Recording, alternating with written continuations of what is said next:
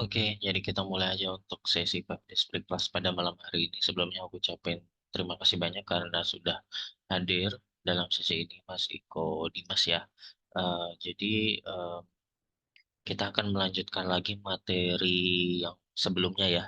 Eh, Mohon maaf karena kemarin aku sempat ada keperluan, jadi belum bisa hadir. Mungkin di hari ini sebagai gantinya kita akan membahas materi lanjutan lagi ya, yang dimana nanti kita akan melanjutkan materi yang sebelumnya sudah disampaikan di hari Selasa gitu ya.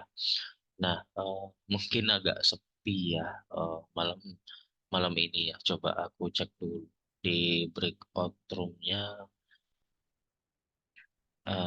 Oke, nggak apa-apa. Mungkin yang lain juga lumayan ini ya, lumayan ada audiensnya.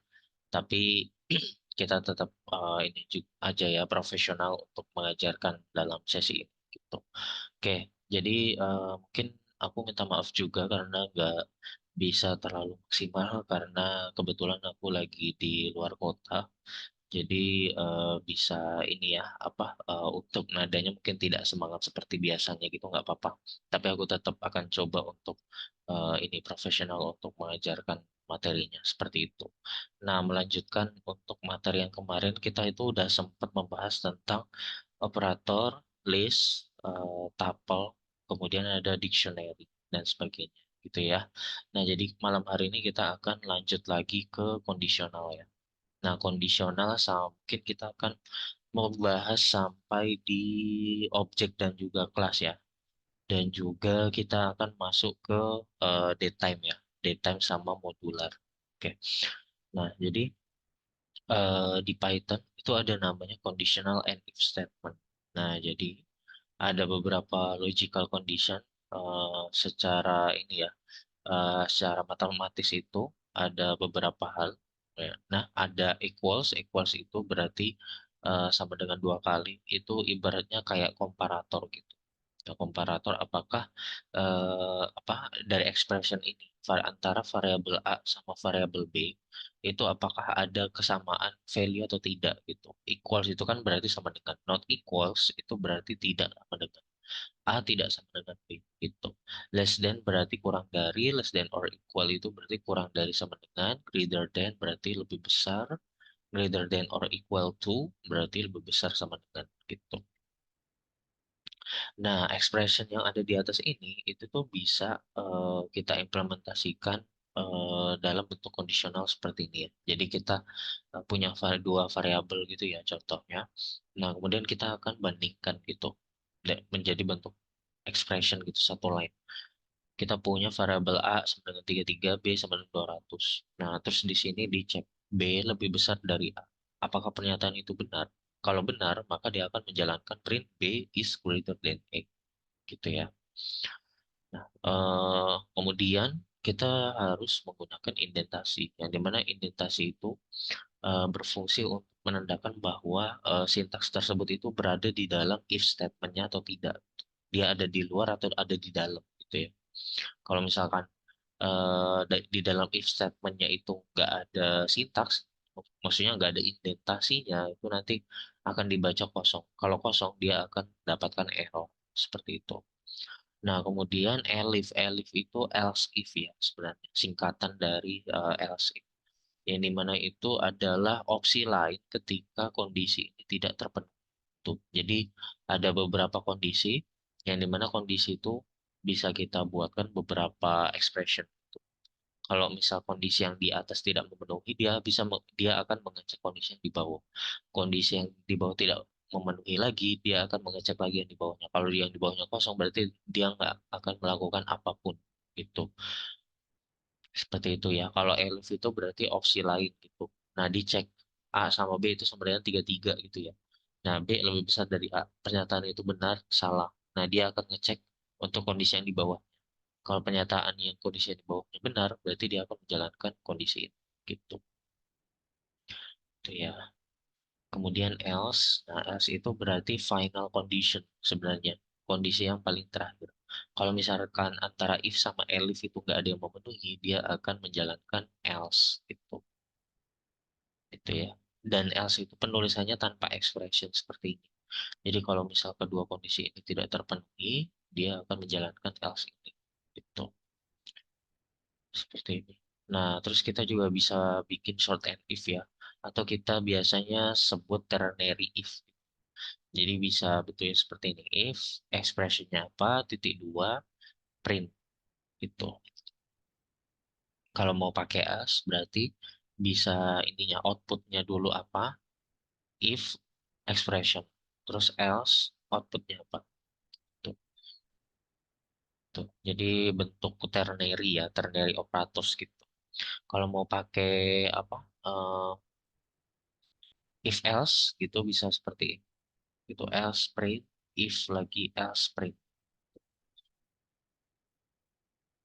Nah, kita juga bisa apa kombinasikan dengan menggunakan logical ini ya apa gerbang logika, logical operator gitu seperti ini. Kita cek, misal kita punya tiga variabel.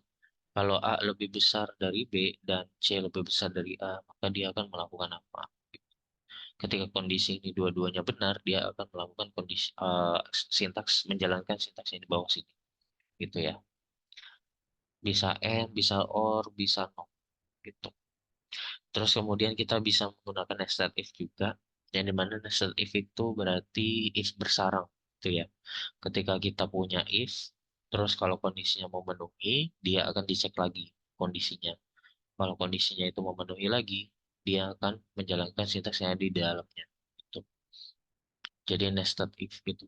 Nah, if-nya itu bisa sampai bersarang sampai berapa level gitu. Bisa sampai 20, bisa sampai 10 dan sebagainya. Gitu. Nah, tadi sudah sempat kita pelajarin ya, kalau if itu tidak boleh ada sintaks yang kosong. Itu harus ada indentasi. Nah, bagaimana kalau memang kepepet tidak ada ini ya, tidak ada sintaks yang kita jalankan untuk saat ini. Nah, kita bisa pakai keyword pass gitu. Nah, pass ini fungsinya adalah untuk membypass gitu, conditional ini. Mau dia benar, mau dia salah, dia akan bypass gitu. Jadi ibaratnya itu kayak tidak ada konten di dalam yang dijalankan itu ya. Dan itu aman, tidak akan terbaca ya. Oke, kita lanjut lagi ke perulangan. Nah, jadi perulangan itu ya yang paling eh, dasar juga sebenarnya, yang dimana kita tuh bisa mendapatkan value yang bergantian gitu, berurutan juga gitu ya. Biasanya kita kombinasikan dengan increment dan juga decrement gitu. Has two primitive loop comments. Jadi punya dua primitive loop ya, ada while sama for. Tuh. Kalau di bahasa pemrograman umumnya kita pakai while atau for gitu. Nah, jadi kalau misalkan kita mau pakai while, we can execute a set of statement as long as condition is true. Jadi, contoh aku punya variable i ya, sama dengan satu. Kemudian di sini aku initiate while, kemudian expressionnya i kurang dari 6. Ya, selama variable i ini kurang dari 6, maka dia akan melakukan sintaks yang ada di dalamnya. Selama expression ini memenuhi, dia akan terus looping. Kemudian ketika expression ini tidak memenuhi, dia akan stop. Untuk ininya ya, apa penggunaannya gitu. Nah, ini contoh aku i-nya itu satu. I sama dengan satu. I itu kurang dari 6. Apakah itu benar? Benar, karena i-nya satu kan, kurang dari 6. Satu kurang dari 6. Benar. Dia akan ngeprint i yang pertama, yaitu satu. Kemudian dia akan increment gitu ya. Ibaratnya kayak ditambahin satu yang i yang ada di atas ini. Jadi satu tambah satu sama dengan dua. Gitu. Nah, kemudian dia ulang lagi. Dua kurang dari 6. Apakah itu benar? Benar. Dia akan ngeprint angka 2, terus ditambah lagi dengan satu. Gitu. Terus 3, terus 4, terus 5. Nah, terus ketika 6, ya, I kalau kurang dari 6, itu pernyataan yang salah. Dia tidak akan ngeprint karena 6 kurang dari 6 itu salah. Gitu ya. Bisa dipahami ya, teman-teman. Nah, jadi dia akan melakukan perulangan terus-menerus gitu, selama kondisi expression ini memenuhi. Kalau misalkan kita nggak menggunakan increment di sini, apa yang akan terjadi? Dia akan nge-loop forever gitu. Nah, jadi itu hati-hati juga kalau dalam apa? menggunakan perulangan, itu pastikan increment-nya itu selalu ada. Karena kalau nggak ada increment-nya, juga itu nanti bakal dia looping seterusnya gitu. Biasanya browsernya bakal nge-hang tuh. Nah, jadi perlu hati-hati ya. Nah, sekalipun ada increment itu tetap bisa error juga. Contoh kayak misalkan ternyata yang dilakukan di sini bukan menambahkan gitu, tapi mengurangi dengan satu. Jadi satu kurang satu jadinya nol. Terus nol kurang satu min satu min dua min tiga sampai min 10 nggak akan ketemu-ketemu kondisi expression ini. Nah, artinya dia akan continue forever. Dia akan nge-looping selamanya. Itu ya. Jadi harus hati-hati gitu. Kemudian ada break statement. Break statement itu kita bisa memberhentikan loop ketika kondisinya itu true. Nah, contohnya seperti ini. Ya, misalkan di sini aku punya ini ya, punya tambahan gitu. Mau dicek dulu kondisinya. Kalau misalkan I-nya sama dengan 3, maka dia akan nge-break. Kalau break berarti udah stop. Tuh. Oke, simulasinya I sama dengan satu, satu kurang dari 6, dia ngeprint angka satu. Nah, satu itu sama dengan 3 bukan? Bukan. Berarti dia akan skip break ini, dan dia akan menambahkan dengan satu. Berarti yang selanjutnya 2. 2 kurang dari 6, oke. 2 di print, 2 sama dengan 3, belum. Salah. Berarti angka 2 akan ditambah satu. Terus di looping lagi. 3 kurang dari 6, ngeprint angka 3. Nah, 3 sama dengan 3, benar. Dia akan break. Gitu. Makanya di sini yang tampil adalah 1 sampai 3. Gitu. Karena pada saat dia mencapai angka 3, kondisi ini memenuhi. Dan di dalamnya itu mengeksekusi break. Gitu ya. Jadi sederhananya seperti itu. Oke, kita lanjut lagi. Continue statement. Nah, kalau continue itu berarti ibaratnya itu kayak dia akan nge-skip gitu. Nge-skip sintaks yang ada di bawah ini. Dia tidak akan nge-print gitu ya. Nah, contoh aku punya I sama dengan nol. Nah, nol kurang dari 6 benar. Nah, kemudian dia akan tambah satu. Berarti tadinya 0 jadi satu ya. Nah, satu sama dengan 3 continue. Karena tidak memenuhi ya, maka continue ini nggak berjalan gitu. Dia akan ngeprint angka satu. Terus ditambah lagi angka 2 itu belum memenuhi, dia ngeprint lagi angka 3. 3 continue. Nah, print ini akan di skip karena dia akan langsung eh, apa membypass gitu, membypass proses perulangannya tanpa mengeksekusi script di bawah yang selanjutnya gitu. Kayak ibaratnya itu langsung skip gitu. Itu ya, teman-teman. Jadi bisa dipahami. Kalau continue berarti dia nge-skip satu kali ketika kondisinya ini memenuhi. Kalau break itu benar-benar stop gitu. Nah, kemudian ada else statement. Nah, else statement itu berarti adalah kondisi ketika tidak memenuhi ini, apa yang akan dilakukan itu. Nah, satu dijumlahin dengan angka satu sampai 5 akan di print.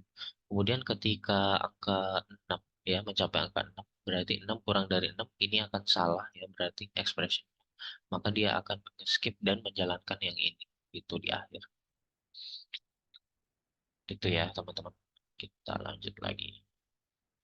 Oke, jadi untuk pembahasannya lumayan banyak sih sebenarnya malam ini. Jadi aku agak percepat aja ya.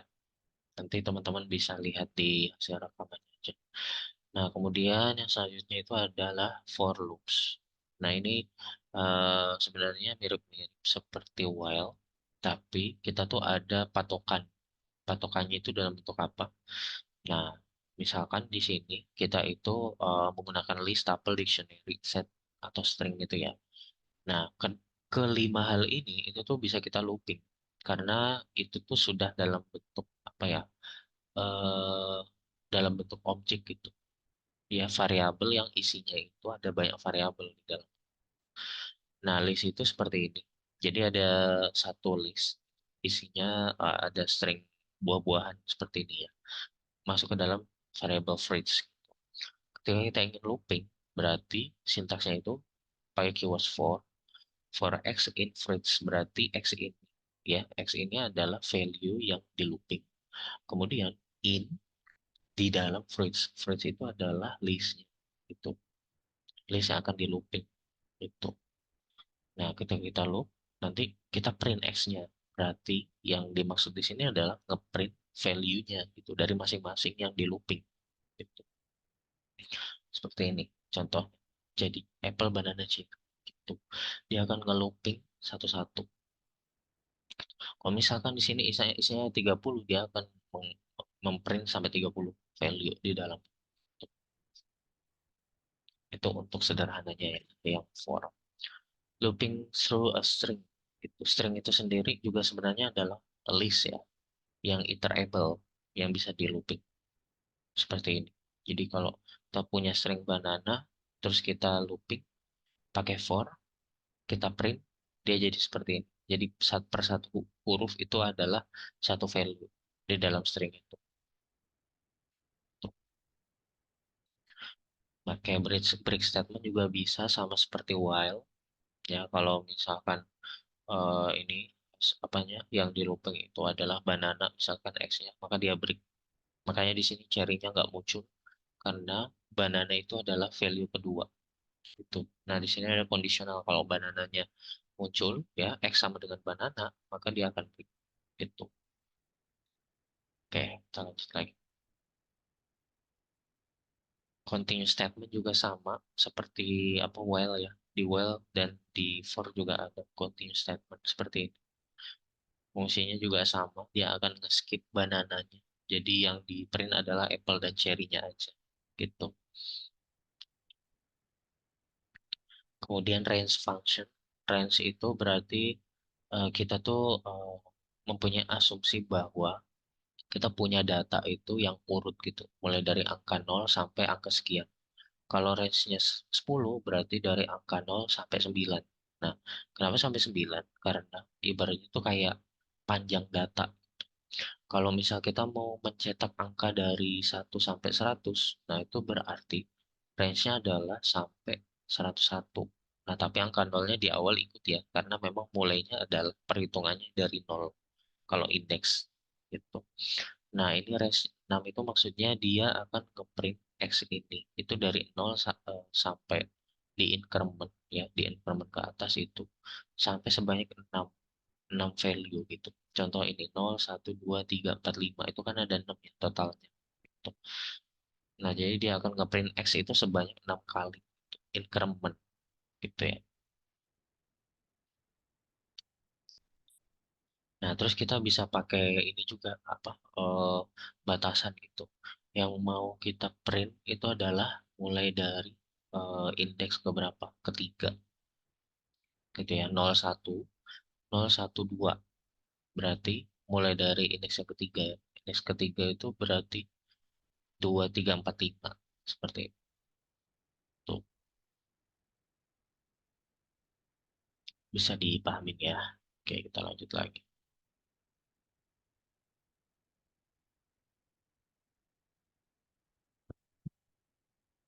Nah, terus selain kita kasih batasan ya, sebentar ini sequence by satu.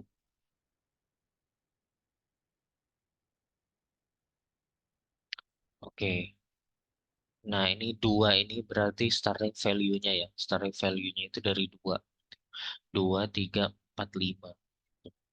Kalau starting value-nya dari tiga, berarti tiga, empat, lima aja yang muncul. Itu ya.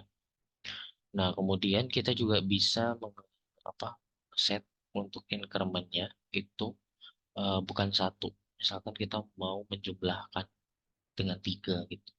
Set value-nya dua. Terus batasannya sampai 30. Gitu ya. Nah, jadi nanti dari angka 2 itu plus 3 sampai 30 itu akan di print semua.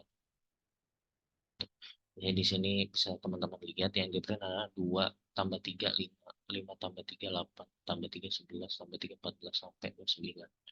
Nah, ketika 29 tambah 3 itu udah lebih dari 30. Nah, dia akan stop di sini. Itu karena udah dikasih batasan sampai 30. Itu ya.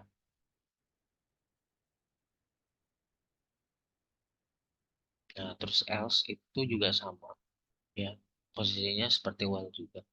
Ketika kondisinya udah selesai, maka dia akan menjalankan else ini. Gitu.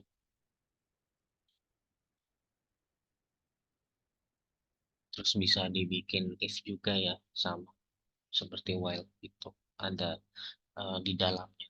Itu ada if, ada kondisional kondisional gitu. Kita bisa kombinasikan loop sama conditional statement. Terus nested loop itu berarti kita mau apa? Melooping ini dimensional, multidimensional uh, indeks gitu ya. Misalkan list kita punya dua, ada uh, adjektif gitu ya, red, big, tasty, terus fruits. Nah, terus aku mau looping kedua-duanya. Nah, yang pertama dia akan nge-looping yang x-nya red. Terus yang kedua dia akan looping y-nya. Nah, jadi uh, uh, apanya simulasinya tuh gini. Aku looping dulu yang x ya dari variabel adjektif gitu. Nah, yang x. Nah, kemudian yang y di dalamnya itu ada nested for lagi. Di untuk yang looping yang x yang pertama ya berarti dia ada loopingan lagi for y inverse. Nah, berarti kemudian dia nah berarti yang di print di awal itu adalah yang red-nya. Kemudian di dalam red itu dia akan looping switch-nya. Ya di sini hasilnya red apple, terus red banana, red cherry gitu. Itu yang pertama. Ibaratnya itu kayak 0, 0, 0, 1, 0, 2. Terus kemudian yang ini udah selesai, berarti dia akan ngelooping adjektif yang kedua, big. Nah, di sini ada big apple, big banana, big cherry. Terus yang ibaratnya itu kayak 1, 0, 1, 1, 1, 2. Terus setelah yang ini selesai, dia akan looping yang selanjutnya, testing. Gitu. Testing itu berarti testi apple, testi banana, testi cherry. Gitu. Ibaratnya kayak 20, 21, 22 gitu. Jadi urut. Dia apa? Dia akan ngelooping yang pertama, terus dia nyelesain loopingan lagi, baru dia lanjut ke loopingan yang kedua. Gitu. Agak rumit ya untuk ininya. Nah, itu bisa sampai nested gitu. Ada banyak banget loopingnya. Sampai 10 itu bisa. Jadi akan banyak banget proses looping. Itu bisa. Oke. Nah, di for itu juga ada pas statement seperti ini. Jadi kalau misalkan ternyata kita dalam beberapa case itu nggak perlu ngelooping ini, nggak mau ngelooping ini. Ya udah kita tinggal tambahin pas aja, keyword pas. Tuh.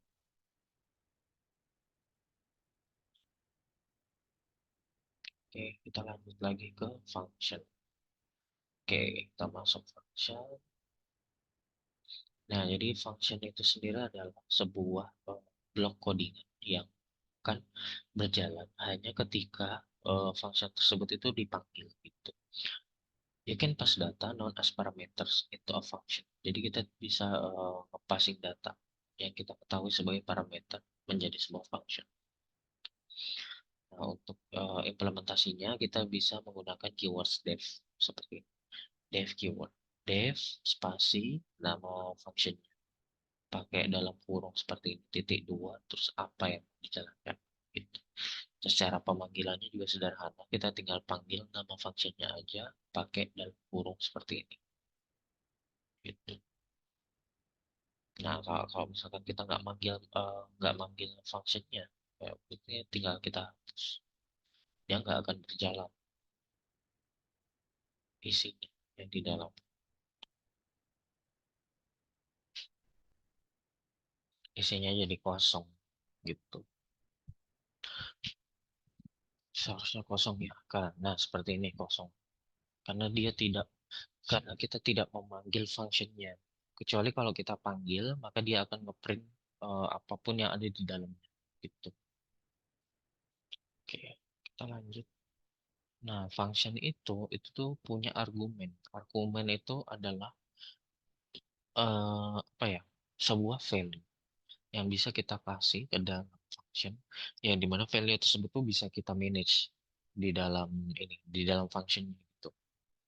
Nah, contoh kayak misalkan ini aku punya function namanya my function ya, def my function. Kemudian di sini ada argumen. Argumennya namanya fname. Nah, ketika kita memasukkan value ke dalam function tersebut melalui fname, nah kita bisa mempergunakan fname itu untuk di print. Gitu. Terus kita bisa panggil functionnya itu dengan berbeda-beda argumen, isi argumen. Nah, jadi untuk hasilnya kurang lebih seperti ini. Tuh. Fname itu berarti adalah Emil gitu untuk yang function pertama. Kemudian function kedua itu fname-nya kita isi Tobias. Function ketiga kita isi Linus gitu.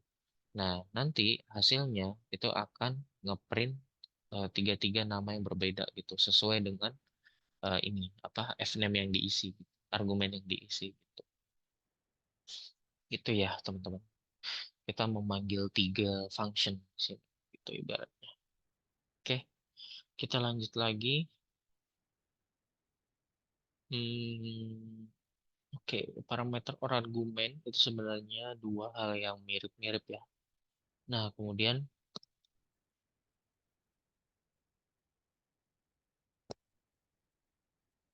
untuk argumen itu sendiri itu tidak hanya satu aja, tapi bisa kita buatkan sampai banyak gitu, lebih dari satu. Nah, ini misalkan ada fname, ada lname gitu ya. Nah, jadi secara urutan juga harus konsisten. Fname itu berarti yang kiri, lname itu yang kanan. Berarti ketika kita memanggil function, ya fname itu berarti yang ini, Emil, lname itu berarti yang ini, kanan, gitu. Kemudian kita print di sini fname plus spasi plus last name-nya. Gitu. Jadi nanti secara hasil jadinya seperti ini. Gitu. Atau mau panggil nama yang lain, misalkan siapa? David Beckham gitu contoh.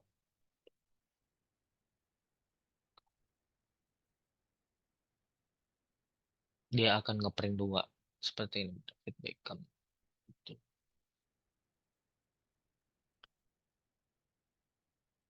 Nah, kalau misalkan ternyata fungsinya itu dirancang untuk memanggil dua, tapi yang aku masukin itu cuma satu, dia bakal error. Seperti ini. Missing one required positional argument. Itu lname-nya itu harus kita tetap isi. Kalau tidak kita isi, dia akan tetap muncul error. Gitu. Terkecuali adalah kita bisa pakai keywords, argumen. Nah, kita akan pelajari nanti ya. Nah, terus misalkan kita nggak bisa nih kayak memberikan gambaran. Aku mau masukin berapa argumen ya gitu dalam satu function itu.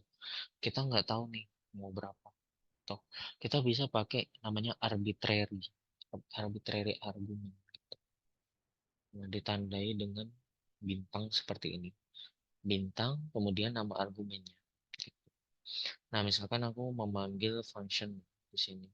Terus di sini tuh ada ini em, apa functionnya itu ada arbitrary argumennya. Gitu. Aku bisa manggil sebanyak-banyaknya di sini. Gitu. Nah, dengan catatan bahwa yang di print atau yang digunakan value yang digunakan di dalamnya itu nanti tetap menggunakan argumen yang ini. Nah, tapi sesuai dengan indeksnya gitu.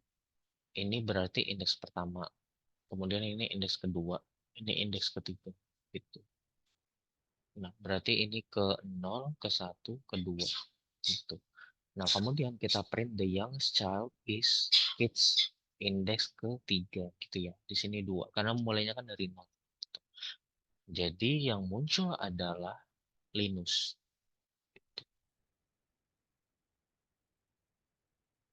Nah, jadi kita bisa tambahkan di sini. Misalkan David gitu ya, David. Kita mau panggil indeks ketiga. Gitu ya.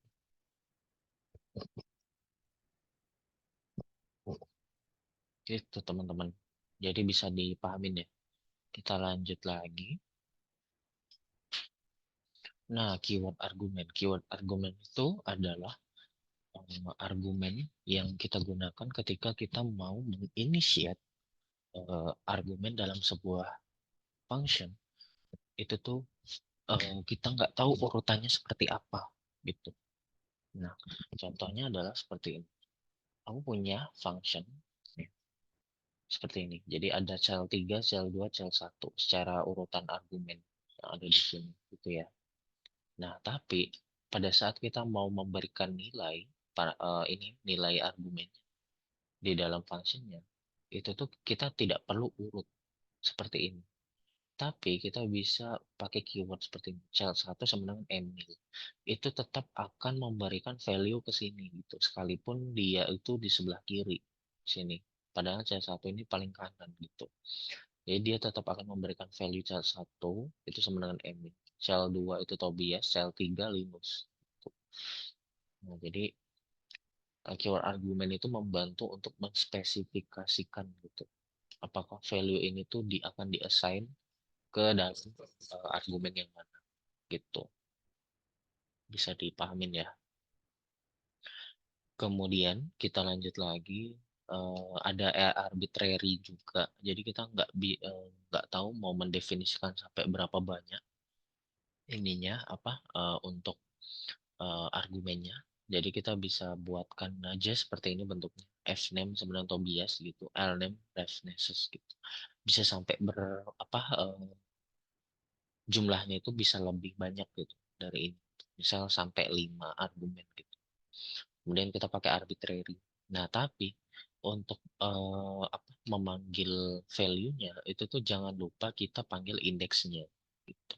Kalau indeks LNAME yang dikasih itu sekian value-nya, nanti yang muncul adalah value yang sesuai. Tuh. Kayak. Kemudian, nah ada default parameter value. Default parameter itu adalah untuk memberikan value default. Value default itu apa? Jadi, contohnya seperti ini simulasinya. Aku udah memberikan argumen di sini ya, namanya country. Country sama dengan Norway gitu.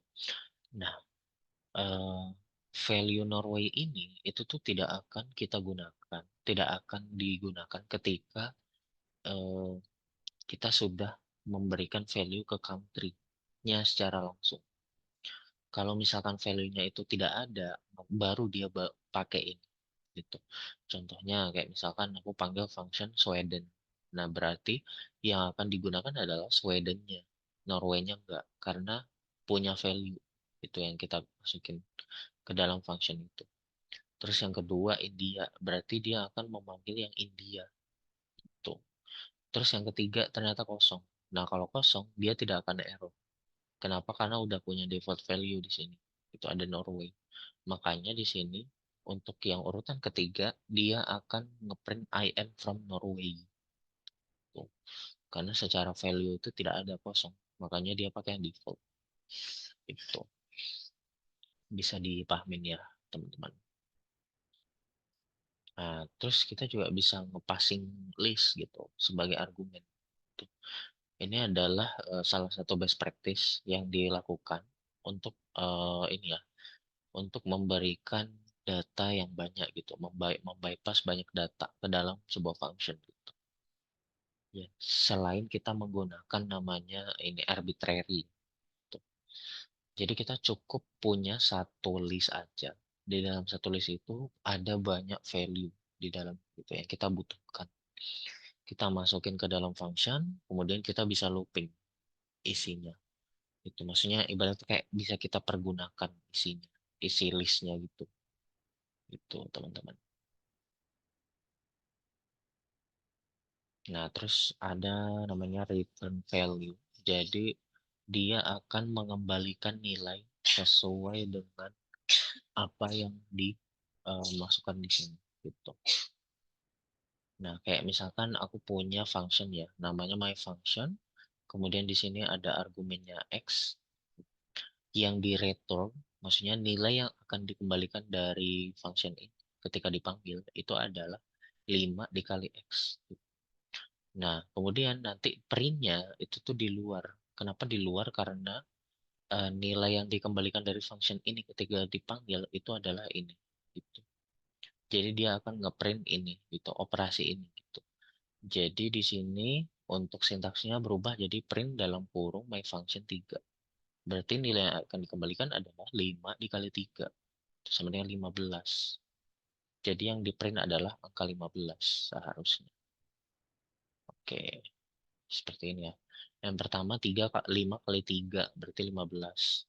Kemudian ada 5 ya. 5 kali 5 itu berarti 25. 9 kali 5 45 gitu. Oke. Terus bisa pakai pass statement juga. Pass statement itu untuk nge-skip ya. Kalau misalkan kita nggak mau ada sintaks gitu di dalam function.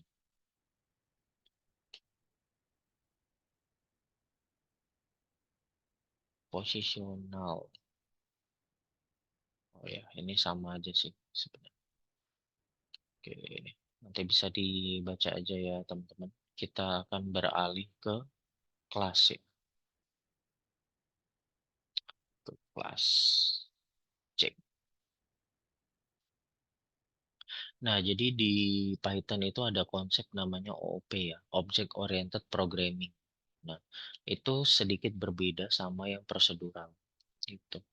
Nah, OOP ini sebenarnya apa ya, bisa kita fungsikan apabila kita ingin membuat sebuah struktur codingan yang bisa kita gunakan di apa secara modular gitu di tempat-tempat lain. Maksudnya di tempat lain tuh kayak misal kita punya satu file. Nah, dalam satu file itu kita menjalankan sintaks. Nah, tapi kita tuh bisa menyimpan banyak fungsi-fungsi itu di file yang lain, tapi tetap dijalankan di dalam satu file yang kita buat tadi. Nah, fungsi yang lain itu tuh kita tinggal impor aja secara modul. Modulnya kita tinggal impor, terus kita gunakan objek yang ada di dalam itu. Jadi bisa dibilang kayak kalau kita mau bikin konsep struktural gitu, struktural yang sudah cukup kompleks gitu untuk ininya apa untuk implementasinya gitu. Misal nih, aku punya sebuah sistem gitu ya. Sistem apa ya? Mungkin eh, yang seperti Edward ya, edukasi gitu ya. Nah, di dalam platform edukasi Edward itu ada banyak komponen sebenarnya. Ada yang bagian kesiswaan gitu, ada sebagian student, kemudian ada bagian kelas, ada bagian kurikulum dan sebagainya gitu. Nah, misalkan aku ngambil tiga. Nah, masing-masing itu kan punya data. Ya, ada data student, data mentor, data kelas gitu. Masing-masing punya data. Nah, untuk pengelolaan datanya itu kan pasti beda-beda gitu. Misalkan kayak student itu student untuk kelas MERN itu ada berapa gitu. Student untuk kelas Laravel ada berapa gitu. Nah, terus aku punya ini function juga. Aku pengen tahu untuk keseluruhan kelas yang kelasnya pemrograman itu berarti studentnya ada berapa gitu. Nah, otomatis yang student Laravel sama student MERN itu kan tetap ikut gitu dalam sebagai student programming gitu. Nah, otomatis nanti dia akan ibarat itu kayak mewarisi fungsi dari ini apa yang tadi fungsi yang sudah kita jabarkan sebelumnya. Ada yang untuk Mern, ada yang untuk Laravel gitu. Jadi ada konsep inheritance. Nah, itu kalau di OOP adalah pewarisan, di mana itu kita bisa mendapatkan data dari parent seperti itu. Kayak ibarat itu kayak kita bikin blueprint gitu, blueprint untuk membuat objek itu, konsep itu, konsep blueprint. Nah, kelas itu untuk pembuatannya mirip-mirip kayak function, tapi kelas ini dia itu lebih ini ya lebih kompleks gitu. Nanti di dalamnya kita bisa buatin kayak semacam konstruktor ya bentuknya seperti variabel. Terus kita bisa bikin function itu nanti bisa kita panggil sebagai metode ya namanya metode metode dari my class-nya gitu. Tuh. Seperti ini ya. Contoh misal aku mau bikin kelas nanti tinggal pakai keyword kelas kemudian spasi nama kelasnya apa. Terus di dalamnya itu bisa function, bisa variabel dan sebagainya. Gitu. Oke, kita lanjut. Nah, kita bisa instansiasi ya. Ini namanya instansiasi objeknya, objek kelas. Kita instansiasi seperti ini. Jadi kita panggil my class-nya seperti ini. Seperti halnya memanggil function. Kemudian kita tampung ke dalam variabel P1. Kemudian kita print P1. Nah, kita mau akses X sama dengan 5, berarti P1.x. Tuh. Ibarat itu kayak dia udah punya blueprintnya sendiri gitu. Their own ecosystem. Misalkan aku mau bikin punya kelas apa yang tadi aku bilang ya. Misal kelas student gitu ya. Terus ada kelas mentors seperti ini. Dia punya ekosistem sendiri.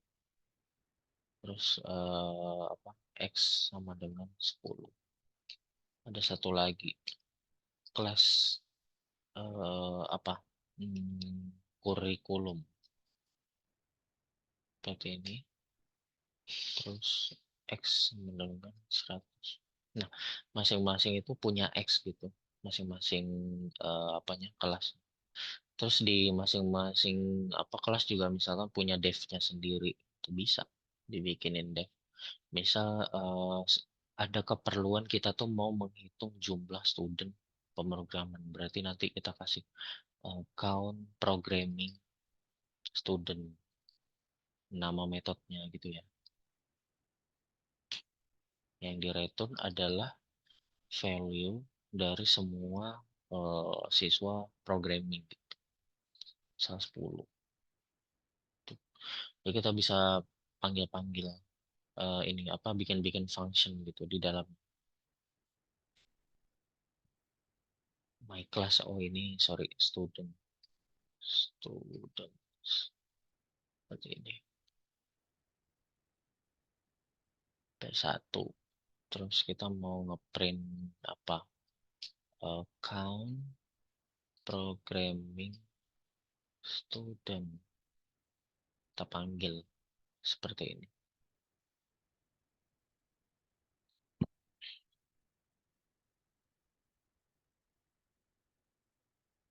Bat satu was teks null positional ya. P1 dot. Oke, kita coba cek ya. Seperti ini. Ini kalau string. Nah, ini kita bisa pakai string self. Oh iya, kita pakai self dulu ya. Sebentar, kita tambahkan self dulu. Jangan lupa. Self seperti ini sama kita butuh tambahkan ini juga.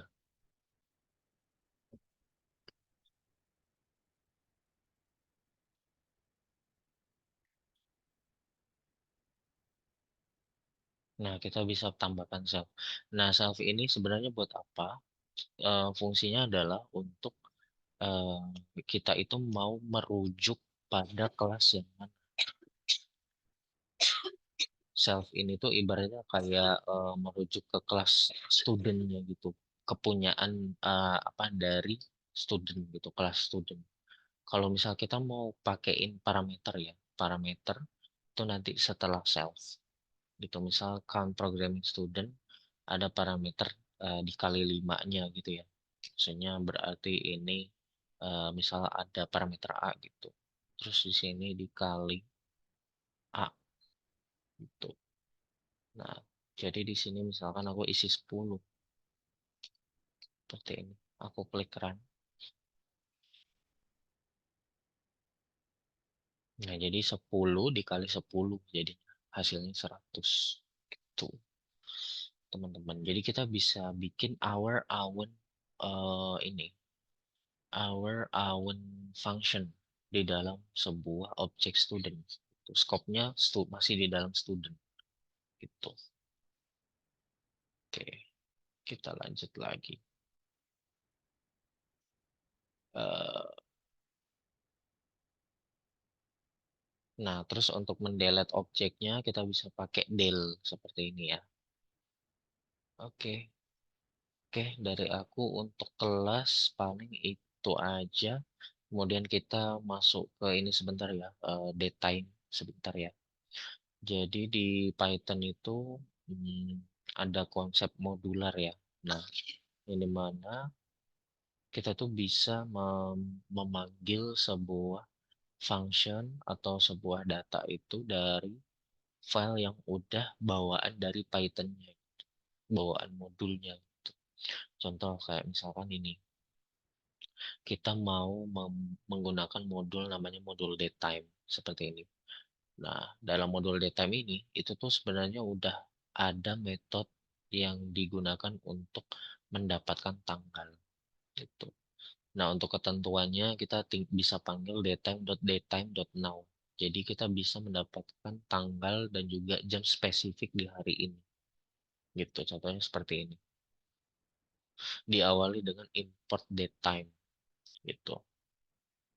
Nah, ada beberapa modul itu yang udah bawaan dari interpreter modul Python-nya gitu. Ada juga yang belum bawaan Python. Nah, apa yang harus kita lakukan?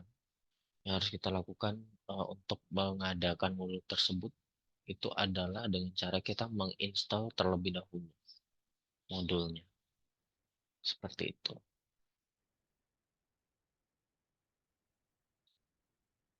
Nah, terus di sini ya, jadi konsepnya itu mirip-mirip kayak kita itu apa ya menggunakan objek datetime.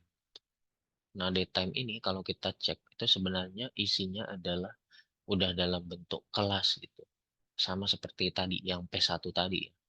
Itu x.year berarti kita mau mendapatkan tahun dari ini dari apa objek X ini gitu. Kita mau dapetin tahunnya, kemudian kita mau mendapatkan apa eh, nama harinya gitu ya. Gitu. Kita bisa menggunakan ini strf time. Nah, jadi apa ya? Untuk membuat date object itu kita bisa menggunakan datetime gitu. Nah, misalkan kita mau mendapatkan data spesifik gitu, tanggal spesifik gitu, kita bisa menuliskan seperti ini. Kalau tadi kan .now ya, .now itu kan kita dapat tanggal hari ini dan saat ini juga.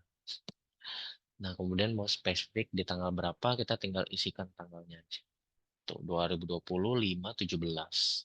Urutannya berarti tahun, bulan, tanggal gitu.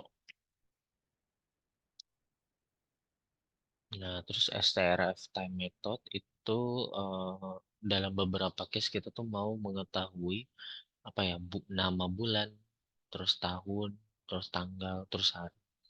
Nah, strf time itu adalah string untuk kita konversi ke dalam bentuk waktu gitu. Nah, kita udah punya ketentuannya, rulesnya. Nah, rulesnya itu seperti ini. Kalau persen A kecil, itu berarti kita mau mendapatkan nama hari dengan yang versi pendek. Gitu. Wednesday itu kan berarti hari Rabu, itu contoh. Terus persen A besar itu berarti nama hari panjang, gitu, full. Terus persen W kecil itu berarti weekday. Itu mulai dari 0 sampai 6. Nolnya itu mulai dari hari Minggu, berarti satu itu Senin. Gitu. Terus hari berdasarkan bulan dari tanggal 1 sampai 31. Persen B itu bulan nama pendek. Persen B huruf besar gitu. Jadi teman-teman bisa melihat rules-nya itu di sini. Seperti itu. Nah, itu salah satu contoh pengaplikasian ini ya, date type itu di Python. Oke, kalau dari aku paling itu aja ya teman-teman untuk materi yang dipaparkan pada malam hari ini. Jadi aku sekalian merangkap untuk materi yang hari kemarin yang seharusnya disampaikan, tapi aku sampaikannya di malam hari ini sekali, gitu, untuk mengejar ketertinggalan. Gitu. Oke, dari teman-teman mungkin ada yang mau ditanyakan dalam sesi ini, karena kebetulan udah masuk jam 9. Jadi aku juga nggak mau terlalu lama ya. Kalau terlalu lama takutnya nanti jatuhnya malah ini ya, apa udah pada ngantuk teman-temannya gitu takutnya. Oke, apakah ada yang mau ditanyakan sampai di sini? Terima kasih banyak Mas Iko, eh, Mbak Christine, dan juga Vivi ya karena sudah hadir. Tugas yang di web itu kok susah ya yang terakhir. Oke, tugas web yang terakhir ya. Sebentar ya. Eh, Tugas web yang terakhir itu bahas tentang pembuatan CSV ya, kalau nggak salah ya, Mas Iko. Oke, kita akan sekalian bahas besok ya. Besok akan aku coba untuk membuka LMS dan juga kita kerjakan untuk yang tugas terakhir. Oke, siap. Kemudian, kalau dari website itu khusus coba-coba latihan apa saja, Mak. Saya bukan ibunya Christine ya. Jangan panggil saya Mak. Mas ya maksudnya ya, bukan Mak ya. Eh, jadi untuk latihannya itu apa? Ini yang free class atau yang private ya? Kalau yang free class itu paling kayak latihan-latihan ini sih, apa dasar Python-nya sih. Contoh kayak penggunaan function, kemudian penggunaan modul, network, request, sama membuat CSV kayak gitu-gitu. Untuk persiapan jadi data analis kan kita harus bisa mengkonversi data gitu dalam bentuk yang lebih rapi gitu. Nah, jadi apa latihan-latihannya itu ya latihan apa ya persiapan sebenarnya kalau untuk yang free class. Kalau yang private itu dia udah mulai masuk ke latihan yang lebih sulit gitu, yang berhubungan sama data analis gitu, kayak visualisasi data pakai modul Matplotlib gitu. Terus ada modul Seaborn juga dan sebagainya. Tuh. Ya udah mulai ini sulit gitu ya tingkatnya. Oh guys ya. Oh iya. Iya. Sorry, sorry, sorry. Gitu. Oke, dari teman-teman ada yang mau ditanyakan lagi? Mungkin dari Vivi mungkin. Private itu satu murid. Oh, untuk di Edward itu private-nya ini Mas Iko. eh, Satu mentor itu bisa banyak murid. Tapi Mas Iko bisa ini request untuk konsultasi one on one sama mentornya gitu. Jadi kayak misalkan aku punya buka kelas Python gitu ya. Nah, nanti banyak nih pendaftarnya, ada 10 orang gitu contoh. Ya udah nanti dalam satu kelas itu ada 10 orang. Kalau live mentoring itu berarti bisa langsung 10 orangnya itu masuk ke dalam Zoom-nya gitu untuk ikut apa yang aku ajarin gitu sesinya. Nah, itu grup mentoring. Nah, tapi nanti dari siswanya itu berhak melakukan request untuk one on one sama mentornya. Itu ada kalanya kayak pengen privat gitu. Untuk membahas apa? Membahas tentang materi tertentu mungkin atau pengecekan tugas mungkin gitu atau mungkin karena siswanya itu kayak merasa malu gitu ya untuk live mentoringnya bebarengan itu karena malu nanya gitu. Itu bisa dilakukan gitu. Jadi one on one-nya by request gitu secara langsung. Untuk berapa kali pertemuannya itu sebenarnya tergantung dari ininya mentornya. Secara default itu kita paling enggak itu dalam satu bulan itu ada 4 sampai 10 kali pertemuan gitu. Biasanya dalam satu minggu itu mentor melakukan sesi itu sebanyak 2 kali gitu. Biasanya di weekend. Kenapa di weekend? Karena weekend itu kan biasanya waktu mentor itu apa ya punya waktu luang lebih gitu. Karena mentor kita kan juga ada beberapa yang praktisi gitu, bukan full time mentoring gitu. Mereka itu sambil kerja kantoran juga gitu.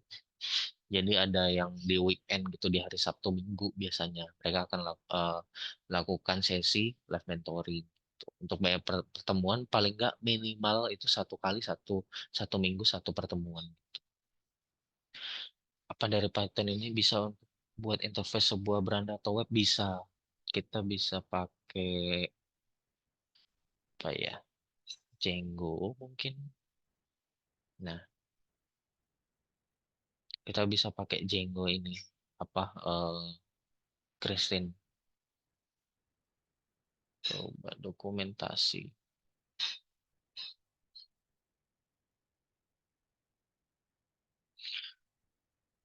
Hmm, Django ini sebenarnya eh, coba kita get started aja ya yang sudah ada ini. First Django app. Nah, ini creating project. Aduh, mohon maaf, aku sambil cas ya. Wait.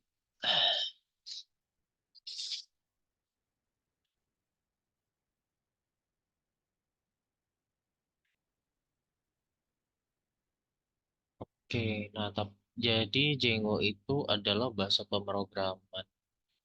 ini ya framework Python juga gitu. Tapi kita bisa sekalian bikin web gitu, web front end pakai Python ini.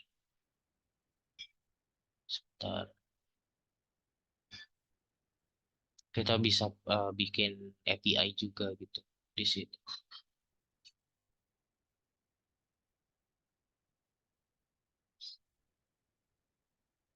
Kita bisa setup. Nah, untuk yang bagian front end-nya itu sebenarnya kalau secara konsep kita tetap pakai HTML, CSS ya. Cuman nanti kalau untuk nge-run, nge-run servernya, nge-build servernya itu bisa pakai Django gitu. Nah, ini sebenarnya tingkat lanjut sih. Kalau misalkan apa mau yang lain itu ada sebenarnya Python, HTML, ada namanya PyScript. Ini salah satu modul juga. Tapi ini lebih ke nge-run Python sih sebenarnya. Apa kita menjalankan Python itu di dalam HTML.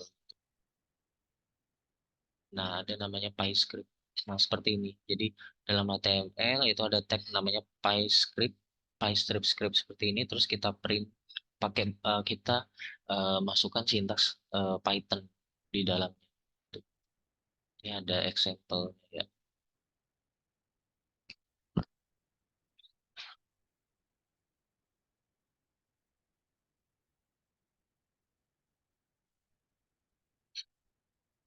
Project ini ya sederhana gitu. Bikin tic-tac-toe pakai PyScript si loading.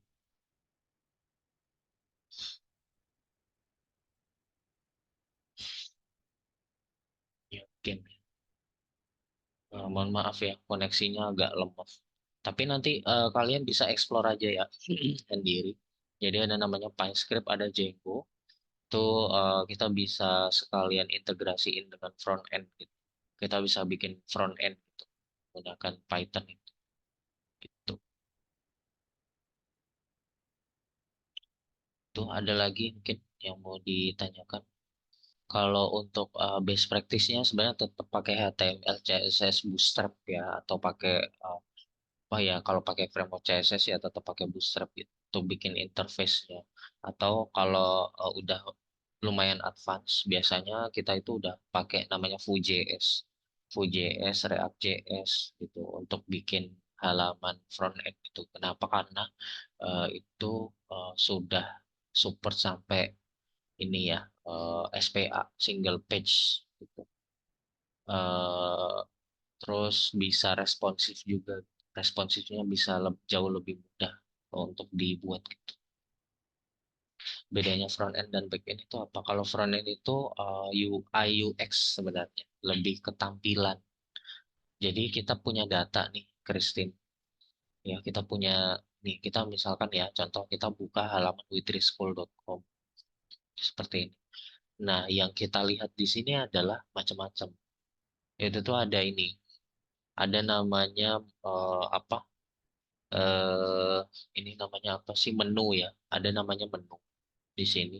Terus ada search box, ada apa login, sign up dan sebagainya. Gitu. Sampai ke bawahnya itu ada kayak semacam apa ya tombol-tombol, tulisan-tulisan teks dan sebagainya. Nah itu adalah visual yang kita lihat itu adalah front end itu. Nah terus eh, teks ini tuh apa? Yaitu adalah front end-nya, gitu, tampilannya. Gitu. Nah, secara UI UX, UI itu berarti user interface-nya. Secara tampilan itu sudah nyaman nggak dilihat sama orang. Kalau secara UX ya, user experience itu adalah kefamiliaran user menggunakan platform ini. Gitu. Ibaratnya itu kayak experience mereka itu gimana.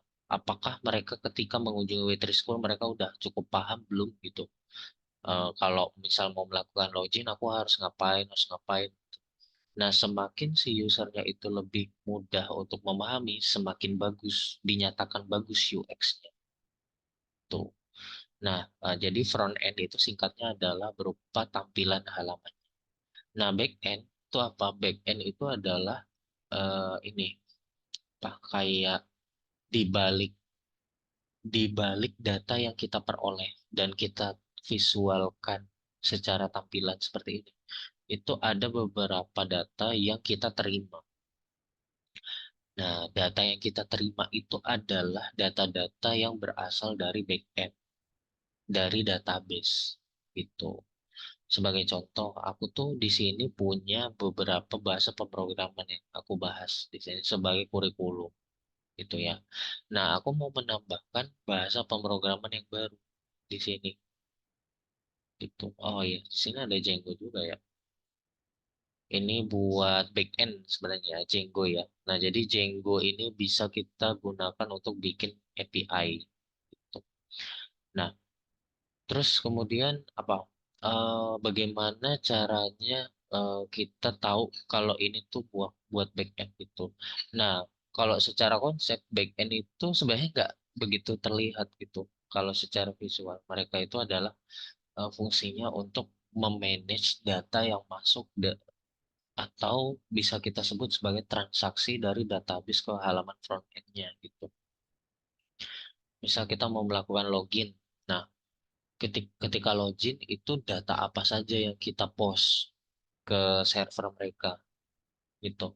Misal kita mau masuk ke halaman Facebook kita, kita berarti memberikan data apa? Email sama password kan. Nah, data email sama password itu ketika kita submit untuk login, ketika salah passwordnya, dia kan akan merespon bahwa data yang Anda masukkan salah, gitu ya, password tidak tepat. Gitu. Nah, kalau misalkan berhasil, berarti kan dia akan masuk ke halaman beranda.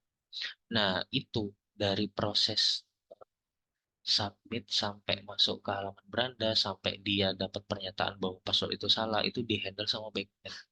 Lalu lintas datanya, gitu. Ibarat itu kayak backend itu untuk menjembatani lalu lintas data dari front end ke database, dari database ke front end, gitu. Itu back end-nya. Itu ya, teman-teman bisa dipahami. Susahan front end apa back end, Mas? Gimana ya? Kalau susah sih sebenarnya sama aja sih tingkat kesulitannya. Cuman setiap orang tuh kan punya ininya masing-masing ya, daya ininya masing-masing gitu. Dia daya kreativitasnya masing-masing gitu. Kalau front end mungkin orang-orang yang kreatif dan ini ya imajinatif dalam membuat visualisasi ini apa halaman. Kalau back end itu lebih ke logis atau perhitungan matematis. Logis itu ya misal aku mau melakukan apa perhitungan gitu formula gitu ya kita punya sebuah formula. Formulanya itu untuk apa contohnya menggambarkan sebuah halaman apa dashboard gitu. Dalam halaman dashboard itu ada grafik-grafik yang ditampilkan gitu. Nah, itu datanya berasal dari backend yang diolah. Jadi diolah dari backend dulu, terus nanti hasilnya kita kita serve ke front end. Nah, itu biasanya dari apa? Dari backend itu akan memikirkan secara logis dan matematis gitu. Nah, nggak cuma tampilan grafiknya aja gitu. Contoh kayak misal apa untuk eh, memberikan privilege gitu atau batasan secara akses gitu. Misal kayak dalam sebuah halaman apa website itu ada namanya role untuk admin sama user. Terus dalam sebuah marketplace gitu ya, bikin aplikasi marketplace itu ada role namanya seller sama buyer. Nah, mereka itu kan punya sudut pandang yang berbeda. Seller itu kan sebagai penjual, buyer itu kan sebagai pembeli. Nah, mereka itu akan memikirkan secara logis bagaimana sistem tersebut bisa dibuatkan gitu. Seller itu berarti mereka bisa memposting produk satu, terus mereka juga bisa ngedit produk. terus bisa melakukan apalagi promosi, bisa broadcast, bisa balas chat dan sebagainya. Nah, jadi itu dilakukan sama backend, lebih ke transaksi datanya keluar masuknya. Nah, kalau front end ya itu berupa tampilannya, imajinasinya, bagaimana dia bisa membuat tampilan yang menarik, yang tidak monoton, terus bagaimana dia bisa membuat si user itu langsung paham gitu, ketika usernya mengunjungi halaman tersebut.